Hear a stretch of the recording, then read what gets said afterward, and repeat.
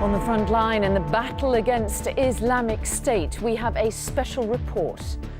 We're with Iraqi troops as they liberate a strategically important town. And we hear from Iraqis who have suffered under IS rule. For more than 2 years, these people have been held captive here, prisoners of the barbarous Islamic State. Now, at long last, the darkness is lifting. Also tonight, Apple's €13 billion tax bill. The company is told its deal with Ireland is illegal. The British backpacker who has died a week after trying to defend a fellow traveller. And that's it. The Conjoined twins, separated at birth, now ready to start school together.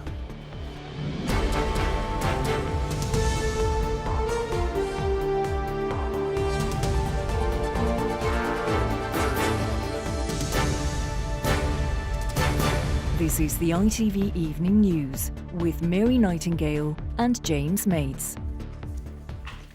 good evening. We start tonight with an eyewitness account from the front line in the fight against so-called Islamic State.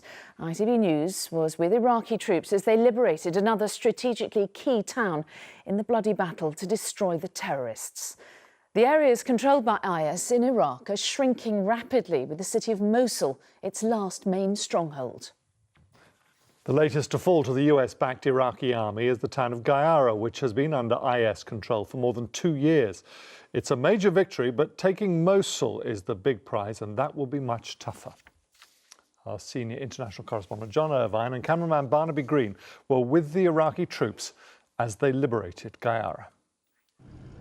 A satanic panorama. And the closer we got to Gayara, the more sinister it looked. The belching oil fires lit by the Islamic State had created a hellish atmosphere as day was almost turned to night. Passing a gory IS propaganda poster, we were part of an Iraqi army convoy heading to the center of this ravaged town. It would have been logical to assume the place was deserted, and yet it wasn't. After what they'd been through, their hesitancy was understandable. However, slowly but surely, it dawned on the people of Gayara. Their liberation was at hand. This is what restoring freedom looks like.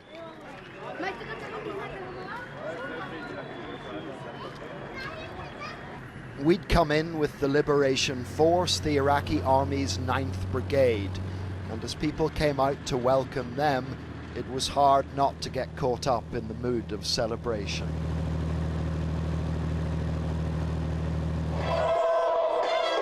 Soon hundreds of ecstatic people were jubilant on Main Street. We are so happy because this is our victorious day. Daesh have been kicked out of town. This is a big deal for the Iraqi armed forces and for the citizens of this town. For more than 2 years, these people have been held captive here, prisoners of the barbarous Islamic State. Now, at long last, the darkness is lifting. Tragically, there were those who could not join in the celebrations because it's all come too late. This woman was crying because IS killed 3 of her sons. All the people here endured cruelty and shortages during the occupation, and the food brought in by the army was gratefully received. The men had been forced to grow beards. This one said it was a relief to be able to relax once more and be clean-shaven. I asked this girl why she was still covering her face. She said it was a 2-year-old habit that would be hard to break. This is the Iraqi army's biggest victory yet in the push towards the city of Mosul. Gayara is a town of 15,000, and it's clear the battle fought here was urban warfare at its most brutal. This debris perfectly illustrates exactly what the Iraqi army were up against. It's the remnants of a bulldozer that IS had crowned with explosives and tried to use in a suicide attack. Coalition jets spotted it instead, and a missile destroyed the machine. Strategic in location and valuable for its riches in oil, IS defended the town with all they had and lost hundreds of fighters in the process.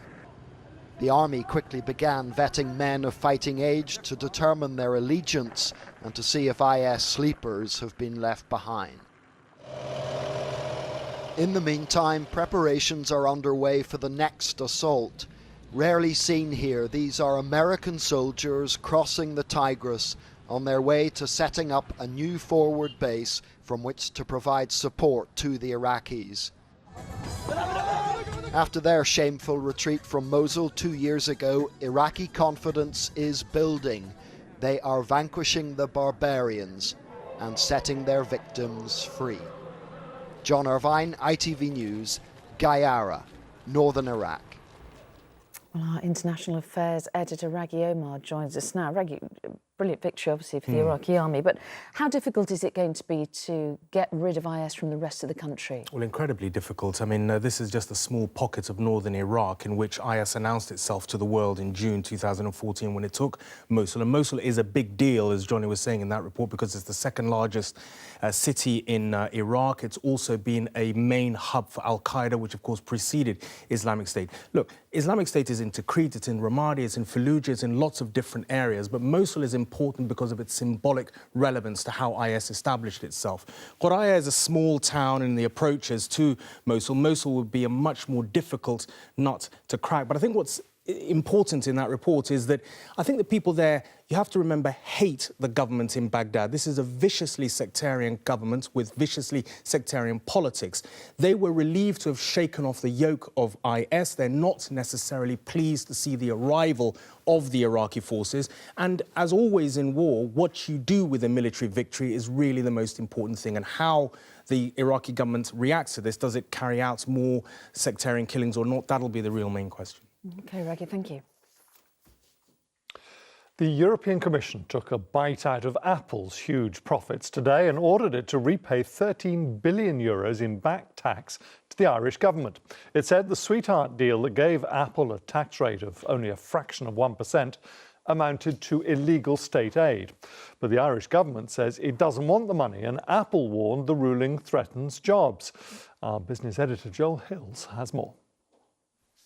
Apple was born in California 40 years ago and has gone on to become the world's most successful company. Last year it reported the biggest profit in corporate history. Today the European Commission took a chunk back. The Commission has judged Apple's tax affairs in Ireland unfair and ordered the Irish government to pursue the company for €13 billion plus interest. Apple's tax benefits in Ireland are illegal. 2 tax rulings granted by Ireland have artificially reduced Apple's tax burden for over 2 decades. For 25 years, Apple's sales in Britain and across its European operations were booked in Ireland. The bulk of the profits then allocated to a head office that existed on paper only. Most companies in Ireland pay a tax rate of 12.5% on their profits. In 2014, the Commission calculates Apple paid 0.005%. Apple's relationship with Ireland dates back to 1980, when Steve Jobs, the company's co-founder, opened a factory. The Irish government is now in line for a tax windfall it doesn't want. Both the government and the company plan to appeal. Let's be honest about it. Apple is a tax avoider. There's nothing illegal about that. Let's also be clear that they have worked out how to make the system work to best effect. Are they upset now because they've been found out? Yes. In a statement, Apple said the European Commission has launched an effort to rewrite Apple's history in Europe, ignore Ireland's tax laws and upend the international tax system in the process. It will have a profound and harmful effect on investment and job creation in Europe. And this evening, the tussle over Apple's tax affairs intensified, with the American government also criticising the European Commission. The US authorities believe Apple should pay more tax, but in the US, not Ireland. It's a reminder that this issue is not just about how much multinational tax companies pay in tax, but where they pay it. Joel, thank you. The UK and France have pledged to continue working together to deal with the migrant crisis in Calais. The Home Secretary Amber Rudd met her French counterpart in Paris today, following calls for British border controls to be reviewed. Some French politicians suggested migrants in the so-called Calais jungle should be allowed to claim asylum in the UK while they're still in France. The number of refugees and migrants attempting the dangerous crossing of the Mediterranean into Europe shows no sign of easing. Yeah, the Italian Coast Guard said 6,500 people were rescued in just 48 hours off the coast of Libya. As our correspondent Dan Rivers reports, among those saved were 5-day-old premature twins. They have risked everything to get this far, and now their desperation overwhelms them. Some plunge into the water to swim the last few yards to safety. Many must have feared they would never make it. This vessel was carrying more than 500 migrants, mostly from the Horn of Africa, who'd been packed into this small boat, found drifting 13 miles off the coast of Libya. The first off were the dozens of children who might not fully appreciate the danger they were in. It was thanks to a Spanish aid agency that they were plucked to safety. Over the past 48 hours, 6,500 people have been rescued in 40 separate operations.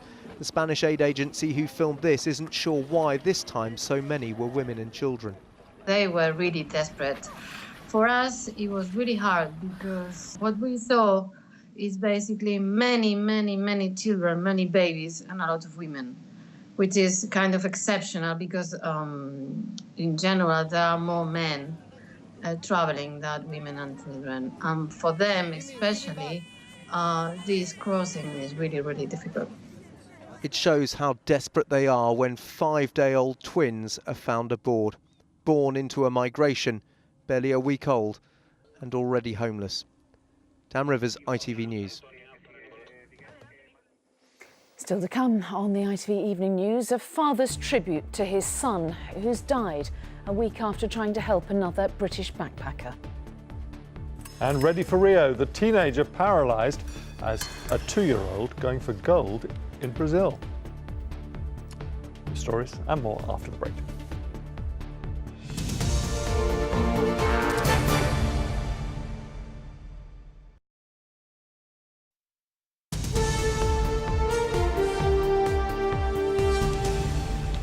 Welcome back. A close friend of a British man who was fatally stabbed at a backpackers' hostel in Australia has told ITV News he would do anything to help people. Tom Jackson from Cheshire was attacked as he tried to protect fellow British tourist Mia Ailif Chung. His friend Rachel Edwards today described him as a kind and gentle person, as Ben Chapman reports. After following his dream to travel to Australia, Tom Jackson died following his instinct to help others. While other backpackers hid in their rooms as last week's knife attack unfolded at this hostel in Queensland, he was stabbed 20 times in the head and chest trying to protect his fellow British traveller Mia Ailif Chung, who died at the scene. One of Tom's closest friends told me she wouldn't have expected anything else from him. He just wouldn't even think twice. It was just his second nature just to help and just to be there for anybody that he'd met or anybody he cared about. That was just Jacko. He put his life on the line, and that's just the person who he was. Mia and Tom had been staying separately at the hostel, which is popular with backpackers doing farm work in the area. Police say the alleged killer, Smail Ayad, will now have his charges upgraded to include 2 counts of murder. He's also accused of attacking 12 police officers in custody. For the last week, Tom had been on a life support machine in the local hospital. His father said he was bereft at the loss of his son, whom he was with when the machine was turned off last night. In a statement this afternoon, his mother said, "With Tom's passing, he has taken a piece of my heart with him. I will be forever grateful to have had this beautiful, unique soul in my life for the last 30 years. Tom has touched so many people's lives, and this will have left many hearts broken." His brother says he always knew Tom was a hero. He says now the world views him the same way. Ben Chapman, ITV News. Police say a banker thought to have been killed by a single punch died from a brain hemorrhage. Oliver Dearlove was attacked at Blackheath in southeast London in the early hours of Sunday morning. Detectives have appealed for witnesses. The chief executive of Southern Health has resigned, but will still receive £240,000 a year as an advisor to the trust. Katrina Percy faced calls to quit after criticism over the way the organisation had investigated patient deaths. And England's cricketers have hit a world record score in the third one-day international against Pakistan. They made 444 in their 50 overs. Joss Butler secured the record off the last ball of the innings. And staying with sporting heroes, after Team GB's heroics in the Olympics, now it's our Paralympians' turn to shine. The Rio Games start this weekend with more than 260 British athletes taking part in 19 different sports. In the first of our series, Ready for Rio, Sally Lockwood spoke to 18-year-old wheelchair fencer Dimitri Kucha.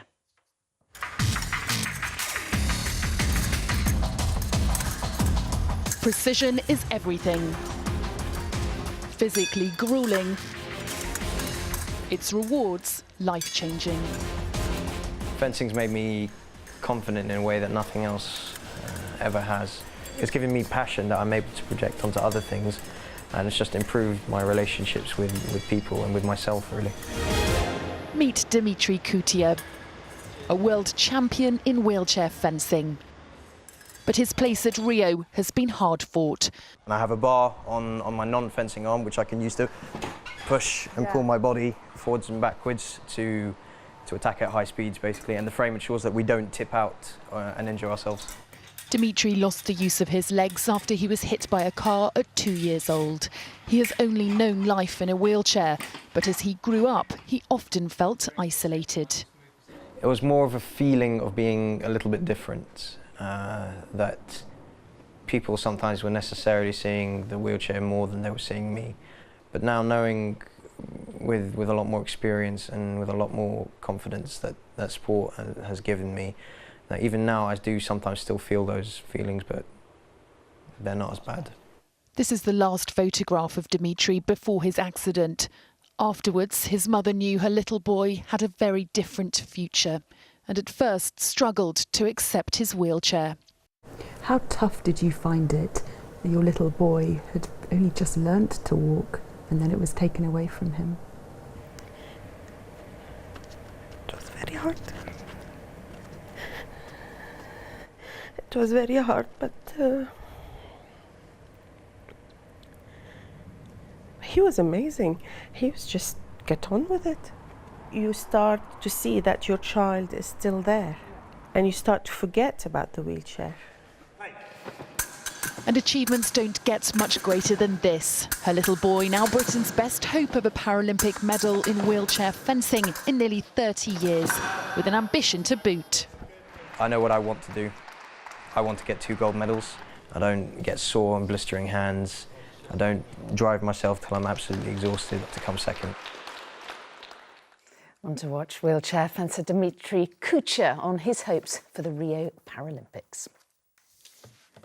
And finally tonight, a child's first day at school is special for any parent, but for the mother of Rosie and Ruby Formosa, it's a day she never thought she'd see. Yes, the twins were born conjoined and needed emergency surgery to separate them. And as Sejal Kari reports, now they are preparing for their big day. Rock, paper, scissors, shoot.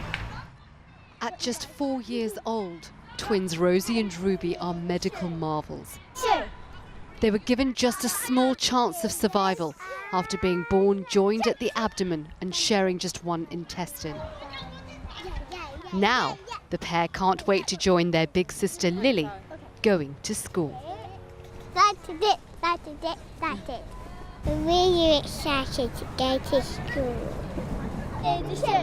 And so is Mum Angela. who never dared to believe they would reach this milestone. It was a day that I never expected to happen, at some points.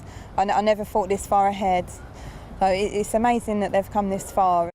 The doctors had told her the girls might not survive any surgery to separate them. But a life-threatening complication when they were born meant they had little choice but to carry out an operation, and in a hurry. The doctors really didn't know what they were going to be dealing with until they were born and until they could have a proper look at them and look inside. So they were going to try and leave it a few months to let the girls get a bit stronger and bigger, but as it happened there was a blockage in the intestine, so it had to be like emergency surgery. The girls were in the operating theatre for 5 hours. For their parents it was an agonising wait. But crucially, it saved Rosie and Ruby. You can't just be scissors all the time. The twins may need more treatment in the future. For now, though, they're just eager to begin school. Sejal Karia, ITV News. And that is all for now. Tom Bradby is here with News at 10. But from all the team here, have a very good evening. Bye-bye.